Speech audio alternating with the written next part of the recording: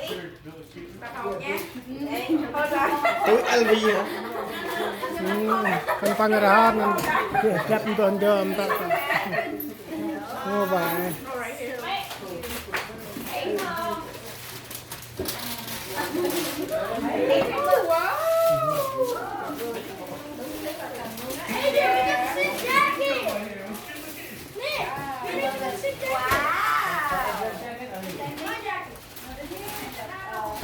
Guess what?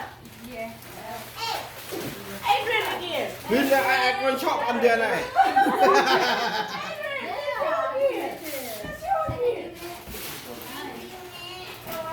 Ôi boy, boy. Yeah, I love it. Thấy kìa. Đó, tôi cho bright. I always wanted this. Ở hàng ra cả nó ăn ai nè. Bà Tào Lao. Này đen đẹp mi đẹp tầm nè. Cái kia đâu là cái này hả? Wow, it's so fancy. Này hả mọi người ơi, mọi người ơi.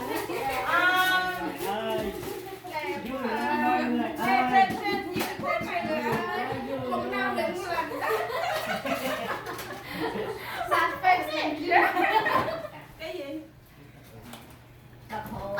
Đập hồ.